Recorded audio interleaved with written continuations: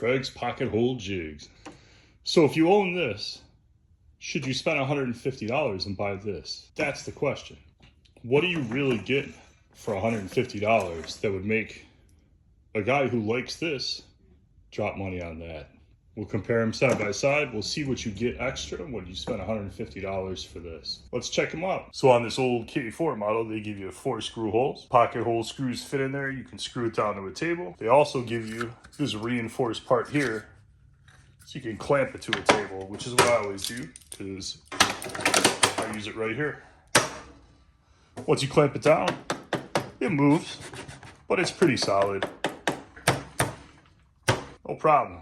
On this 720 Pro model, there's a lot of clamping options. It comes with this clamp, which fits in the front here. So I have this tightened down, as tight as it'll go. And it moves because it's just clamped right here, right on the front.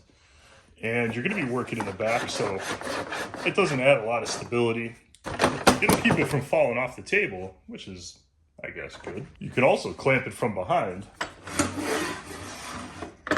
or you could clamp it like this, so you can work this way, which almost makes more sense to me. But if you clamp it like this, then you really can't use these accessories that you paid extra for. So 1 good clamping option, 3 clamping options, not all so good. So you can also screw down the 720.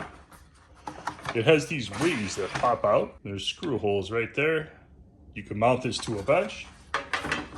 The screw holes are hidden when the wings are closed, which is kind of nice. This is the Pro model, so it comes with these accessory storage boxes that act as wings to give you more width for a wide board. They give you these mounting accessories, and if you look on the bottom here, there's 2 keyed slots on either side, and this block fits in there.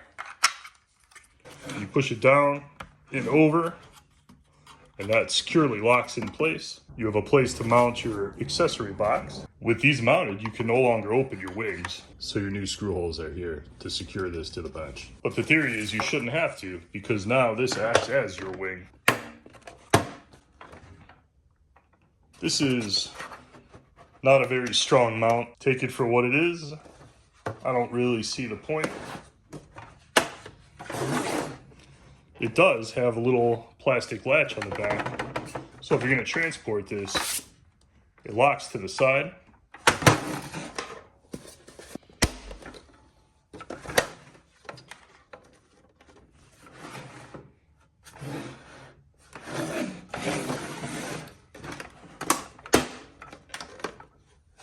These wings give you some storage that goes with you.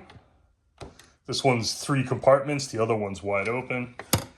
Just on a fair note, if you have your latch up just a little bit by accident when you open this, it'll send the latch across the table, but it's easy to just pop it back in there. It comes with the stop. It's got little dovetails on here, and you can put it in 3 different positions. It just fits together. It's got a groove in it. You just stick it down. Tightening it down doesn't actually lock it to the tool. It just kind of makes it a little harder to slide back and forth.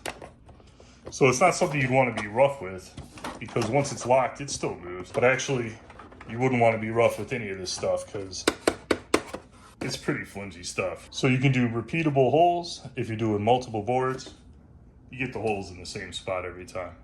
It's kind of nice. The 720 comes with a really nice storage system for the back. You can store a 6-inch square drive, a 3-inch square drive. There's a place here for your bit, and there's also a scale. Take out your included 2-way Allen wrench, and you can actually slide this up and down while it's still mounted in the tool for your different board thicknesses. I don't know why there's no 3/4 on here. I would have figured that would be the most popular. I figure 3/4 is probably in the middle there somewhere, and you can just tighten it down in here, and you're ready to go. The Allen wrench also has a board thickness gauge on it, so you can check your board thickness real quick and know what range you should be in to set your drill stop. Like I said, 3/4, probably the most popular. No 3/4 on the tool. This is the dust collector that comes with the 720 Pro. It ranges from about 1 1/8 to about 1 1/4 on this part here. And then there's a fatter part that goes about 1 9/16 in the middle. about 1.5, 1 5/8 at the back. It also comes with this rubber adapter. So you can put the rubber adapter on. This has this open space right here. And it just slides right in here. So when you run your holes through, there's a hole inside here, it just sucks it right through. It's about 2 1/4. To use this old model, screw this in and out by hand. So you get a positive lock. You can tighten down your jam nut just by hand. And that gives you repeatability.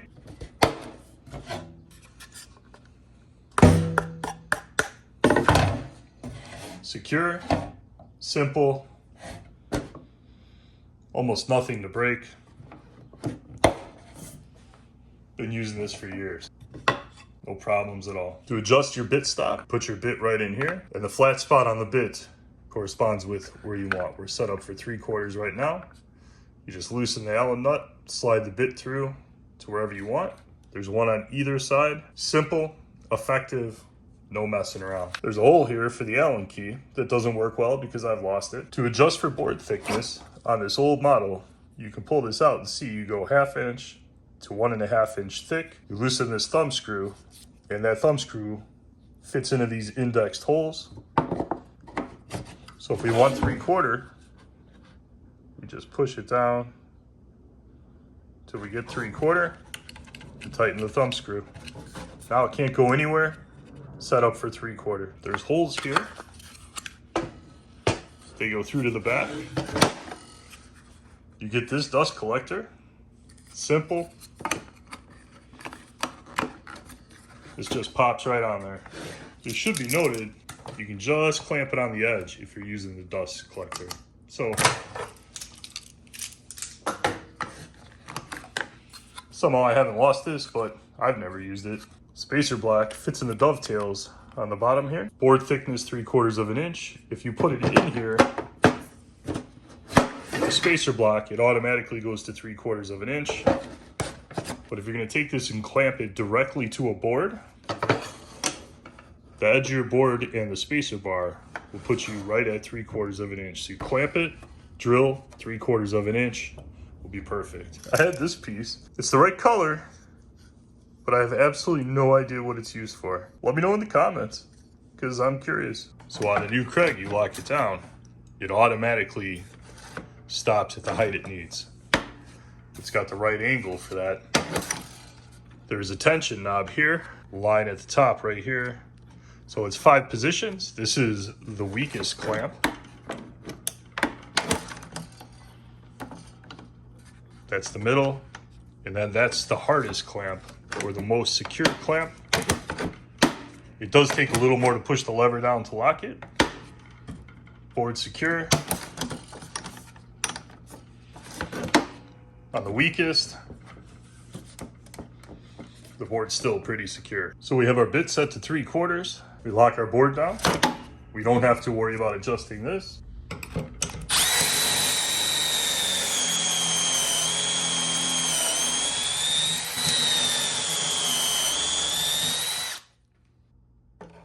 Perfect.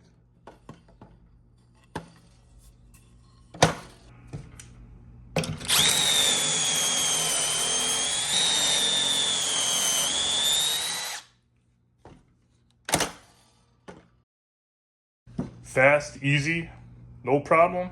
Most of the dust gets stuck up in here. So I guess you could go after the fact and just vacuum that right out. Put your wood in, line it up, lock your lever.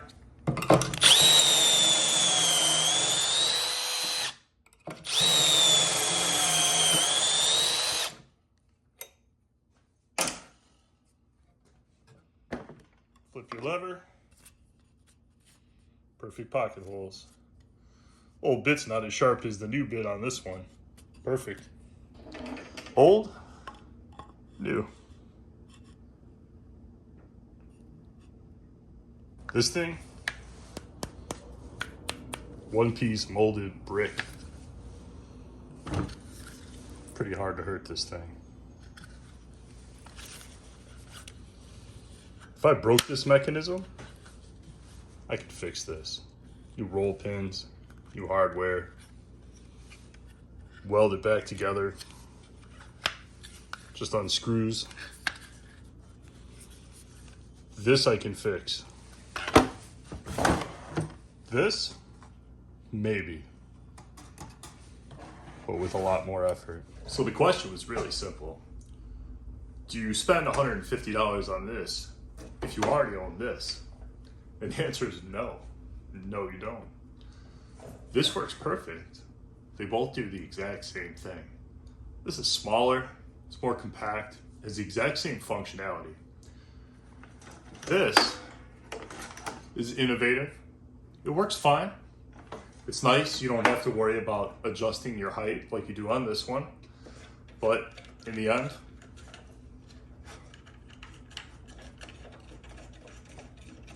how hard was that to do? So, lots of moving parts, almost no moving parts.